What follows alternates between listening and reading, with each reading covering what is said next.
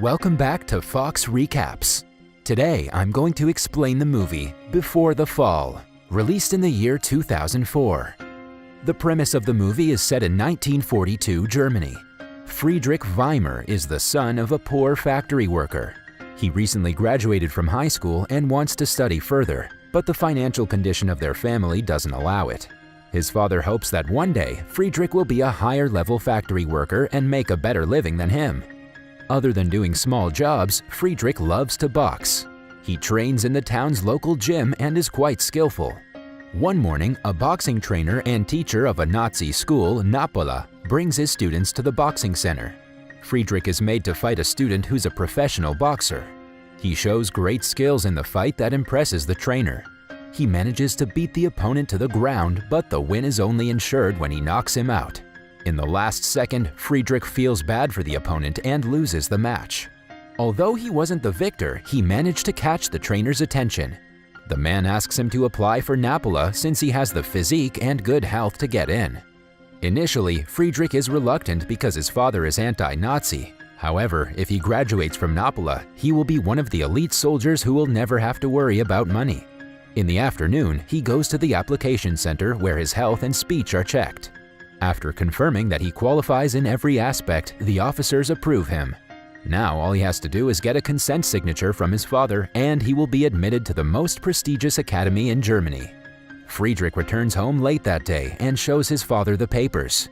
The man bluntly refuses to sign them and orders Friedrich to forget such absurd ideas. Friedrich has a little brother who he loves dearly. He helps him take a bath while telling him what happened that day. After that, their father takes a bath in the same water to save money. Friedrich is informed that he'll be sent to a learning program next month. His father's afraid he'll make a stupid decision in a hurry and is eager to steer him away from the Nazis. At night, Friedrich talks to his brother and says goodbye before forging his father's signature and running away from home. In the morning, his parents find a letter that says he's going to Allenstein to join Napola. His father is so mad that he breaks Friedrich's bicycle in anger. Somewhere else, Friedrich hitchhikes to Allenstein and finally reaches the academy. It looks like a castle out of a movie that leaves him speechless. The trainer welcomes him in and introduces him to his roommate, Christoph. Christoph shows him around, teaches him how to arrange things in the closet, and asks him to come down to the auditorium in 15 minutes. When Friedrich wears the uniform for the first time, he cannot help but smile to himself. In the assembly, the head director of the academy welcomes all the cadets and addresses them as the future elites. Throughout the speech, Friedrich has a subtle smile on his face. He knows that he made the best decision of his life and is hopeful for the future. After the assembly, Christoph introduces him to the rest of their roommates, namely Heffe, Jaden, and Siggy. All of them are friendly and welcoming. Suddenly, a senior student and supervisor, Jauha, barges in. He orders Friedrich to do 100 push-ups for his wardrobe not being organized. The trainer sees this and stops the commotion. At night, Friedrich can hardly fall asleep. He sees that the bed next to him is empty and tries asking Christoph about it, but it turns out that they're not allowed to talk after the lights are out. In the morning, they're joined by the sixth roommate, Albrecht Stein. He is the son of the city's governor and is acquainted with many high-profile officers. Albrecht is the least interested in being a soldier, but loves to write poems and essays. He helps Friedrich make his bed properly, after which they become friends. Then, they're trained by the cruel instructor, Karl. Jauha informs Karl that one of Friedrich's roommates, Siggy, has wetted his bed for the second time this month. As punishment, he's made to bring his mattress to the field and pee on it in front of everyone. He's humiliated and insulted for something he has no control over. Jauha, on the other hand, feels accomplished for causing trouble for Siggy. In class, the comrades are taught about Hitler's speeches. They evaluate his words and write essays about his wisdom. Darwin's theory of survival of the fittest is advocated as a natural way of life. The theory is also used to rationalize the imprisonment and killing of the Jews. The comrades are also taught to shoot and use several weapons. Friedrich joins the boxing club, which only consists of himself. He trains hard to impress the trainer who has put so much of his faith in him.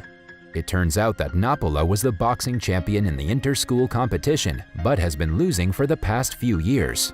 The trainer hopes Friedrich will bring the medal back to the academy this year. A month later, the comrades get a letter from their families. Friedrich also receives one from his mother, who hopes that he's well. Albrecht had sent several essays to his parents, and they return them back saying all of them are well written. However, he knows that they never read it because the pages still have a strand of hair that he put when he sent them. Friedrich feels bad for the guy and takes one of the essays away to read it. This further tightens their friendship. At night, they take a risk and go to the servants' quarter and spy on a girl changing clothes. Thankfully, she doesn't catch them, but the incident is a bonding moment for the two. For the next few months, the training continues, and Friedrich gets better with time. Then, the day of the qualification arrives. Friedrich puts up a great fight and makes the opponent take support from the ropes. But to win the fight, he must knock him out, although the guy has already given up. Friedrich is in a moral dilemma, but he chooses to win the game. Everyone cheers for him, except for Albrecht, who thinks hitting someone who gave up is not ethical. Friedrich is praised by the higher elites and feels at the top of the world. That is, until Albrecht calls him out for being ruthless like the others. The next morning, Siggy accidentally wets his bed again. Yauha threatens to tell the trainer and asks a desperate Siggy for an outrageous amount of money. He's given until dinner to arrange the money before Yauha informs the trainer. That day, the cadets are taken to the field and are trained on how to use a stick grenade. A guy messes up and drops a triggered grenade. The trainer, who used to boast about bravery, runs away in an instant, leaving the others to die. In a moment of panic, Siggy shows bravery and covers the explosive with his body. In an ensuing explosion, he dies but saves the lives of over 20 cadets. The next day, he's given a Medal of Honor and thanked for his bravery. Friedrich finds it strange that the man who punished Siggy for something so stupid has been the cowardly one this whole time. Every guy is furious at the trainer, who doesn't even acknowledge how irresponsible he has been.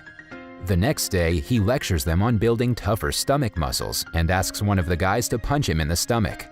Friedrich volunteers and punches him as revenge for Siggy. Later, Albrecht invites Friedrich to his mansion for his father's birthday. On reaching the mansion, Friedrich is left speechless. But what catches his attention most is how Albrecht's parents are dismissive of their son. The governor stops Albrecht from reciting a poem in front of everyone and pays no attention when he talks. It's clear that he thinks poems and essays are unfit for men and wishes his son was more like Friedrich. When the men get drunk, they ask Friedrich to challenge Albrecht in a fight. The guys are reluctant, but they're forcefully made to go against each other. Friedrich is bound to win, but he only dodges and refuses to attack his friend. Not wanting his sympathy, Albrecht asks him to fight back, which causes him to be knocked out in a single punch. His father and his friends all praise Friedrich, while Albrecht sneaks off to his room. The duo returns to the academy at the start of winter. At night, their class of cadets is asked to report to the governor instantly. It turns out that a group of Soviet prisoners have stolen weapons, killed people, and escaped from a nearby village.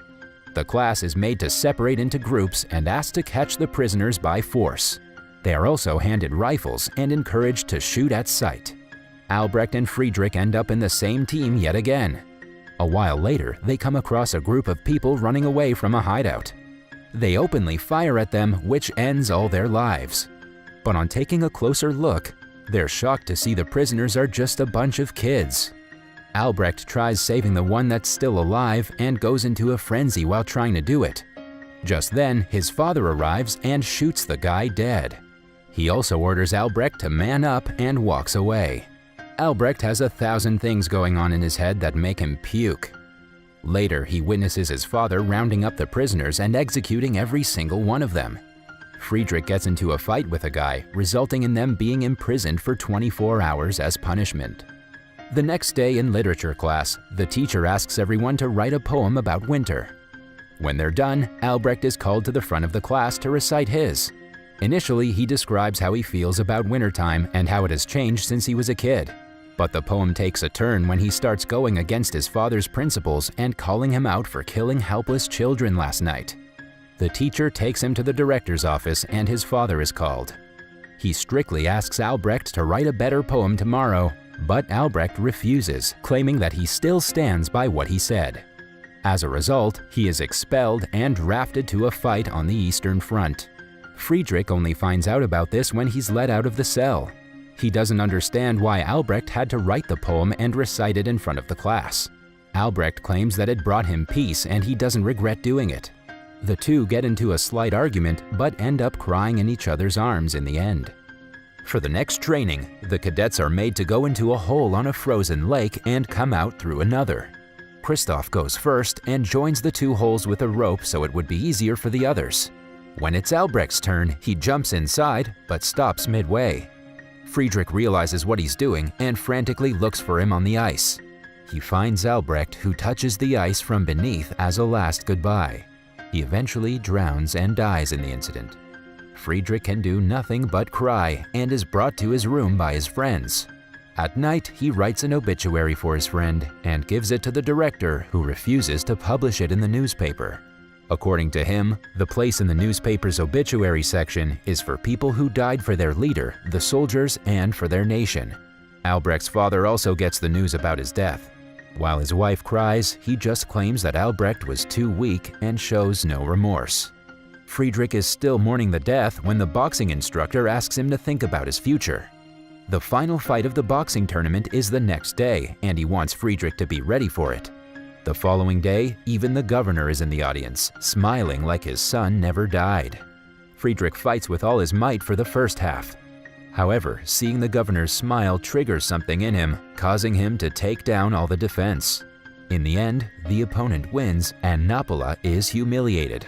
As a result, the next day, Friedrich is stripped of his uniform and asked to walk back to his room naked. After he packs his bag, he's kicked out of the academy. In the last scene, he leaves for his hometown. It is then narrated that until 1945, there were 40 Napolas around Germany, with more than 15,000 students. When the war was finally a lost cause, the poor men were sent out into the final struggle. They were blinded by the extremist principles, which resulted in the deaths of more than half of them. That was all from the video. I hope you liked it. Subscribe for more content like this and hit the like button to help us out. Also, leave a comment if you want us to recap your favorite movie. Until next time, take care.